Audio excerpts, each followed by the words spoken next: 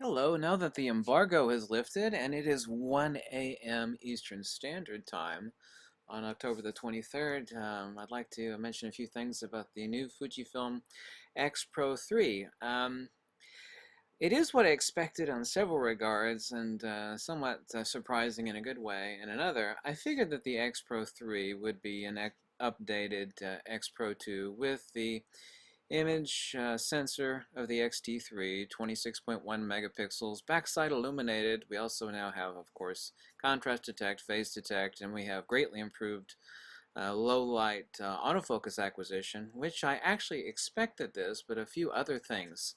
Let's take a look at the important details here on the X-PRO3. By the way, the basic black in US dollars is $1,799. Let's just say $1,800.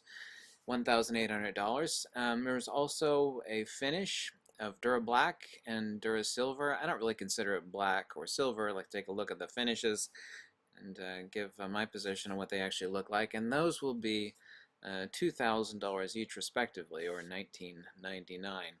11 frames per second, 15 minutes of 4K video at 24p.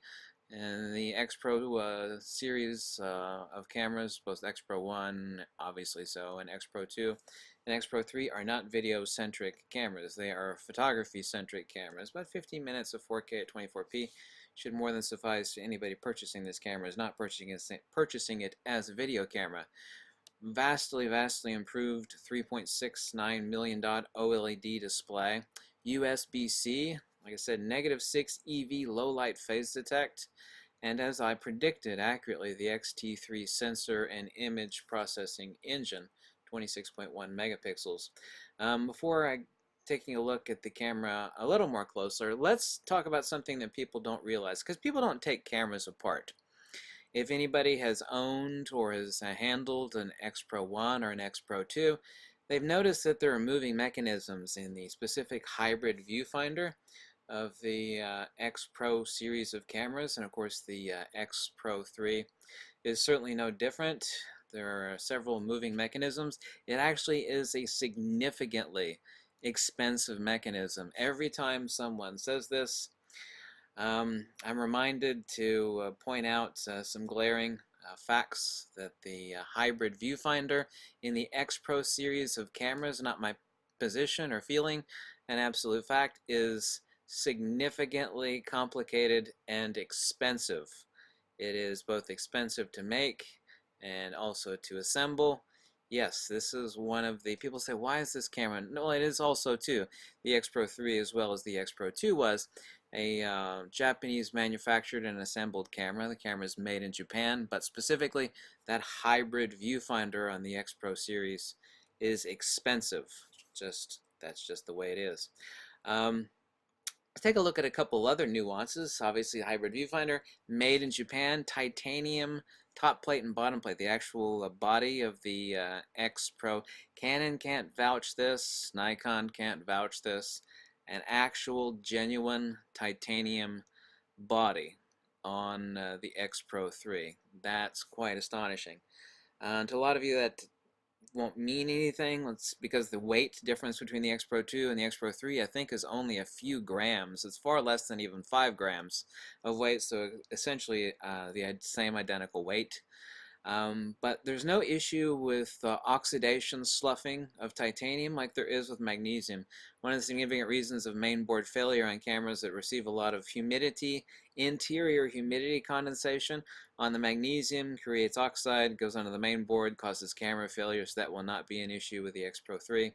Adjusted for inflation, the price on the X-Pro3 is the essentially almost 100% identical, the same price as the X-Pro2 was at release. Importantly, let's take a look at something else, especially for glasses wearers like me. This is significant. We'll take a look here. Here's the viewfinder on the X-Pro2 at top. I have an X-Pro2. I actually like it. I really don't have an issue wearing glasses looking through the X-Pro2 viewfinder, but it is slightly less than ideal. But look at the viewfinder here below on the X-Pro3, significantly larger. Supposed to be significantly better weather sealed. However, I can't point to any specifics on that to illustrate for you, but look at the difference on the viewfinder on the X-PRO3. As far as the colors, as I said, yeah, we call it Dura Black and Dura Silver, and that unit is $200 more, $2,000 essentially, as opposed to $1,800 on the basic black unit in US dollars. This is what they're calling the Dura Silver. I think this is actually a type of a powder coating, but to me it looks like satin nickel. You know, you can call it whatever you want. To me, it looks like satin nickel, and this is supposed to be the Dura Black, which, yeah, I don't really call that like a sort of a tan's bronze. I think this is also the same look as opposed to black. This is, actually, I would call this a sort of, depending on the lighting that I'm looking at here, it looks like a graphite color. I don't know, you make up your decision on that one. To me, it looks like graphite versus the matte nickel on this, as far as what I would actually call the color between those two, but that's neither here nor there. And obviously, we do have a different sort of screen. People that actually use an X-PRO2, like I said, I've owned an X-PRO1, I've owned an X-PRO2 now for quite some time. People that use these cameras are not LCD chimpers. You know, you have now a greatly improved 3.69 million dot OLED through the hybrid optical / EVF viewfinder.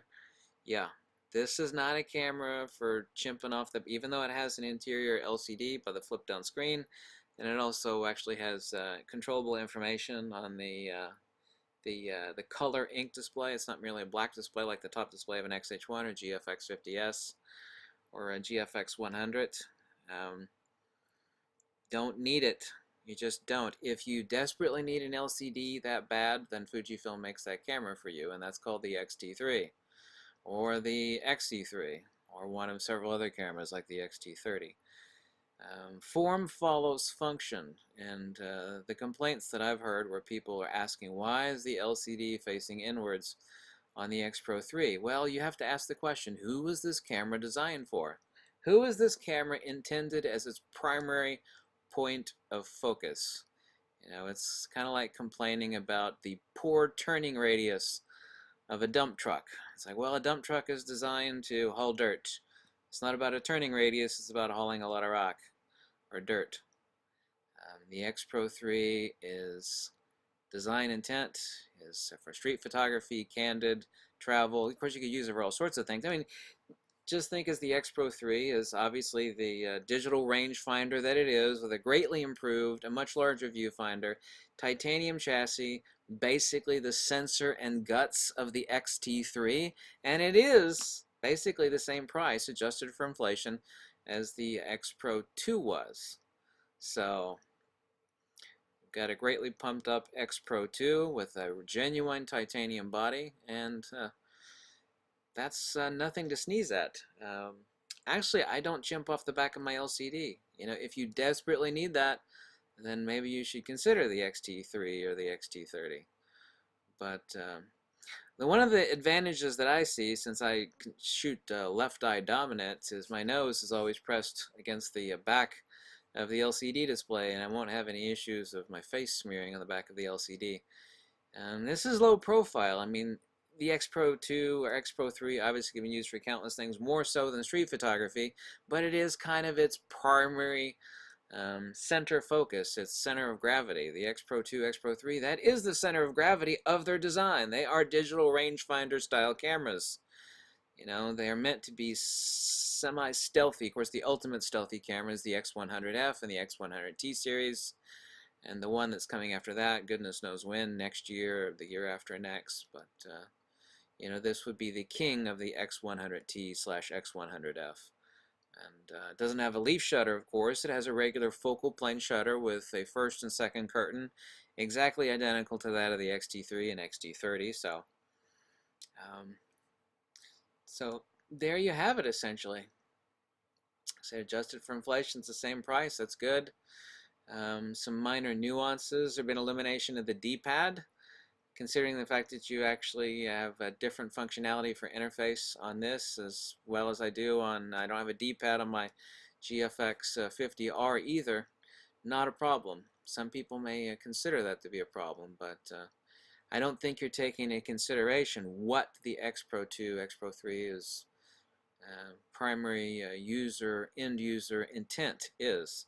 And if you take that into consideration, the fact that form follows function, then it is following exactly what the X-Pro series is designed for. I'm going to greatly appreciate two things I know for certain. The fact that it's basically got the sensor and the image processing engine of the XT3, and I'm really going to greatly appreciate the much larger window on the viewfinder.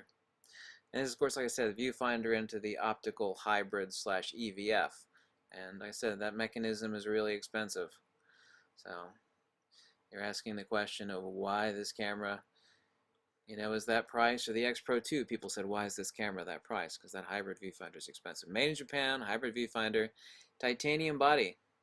You're getting the camera the same price as an X-PRO2, but with a titanium body, but with a vastly improved hybrid viewfinder and the same image processing engine and sensor as the XT3. I think that kind of sums it up. I mean, with the X-PRO3 in a nutshell, that really is it. I've talked too long. Thank you so much for watching, and I hope to see some of you up in New York City. Have a nice night.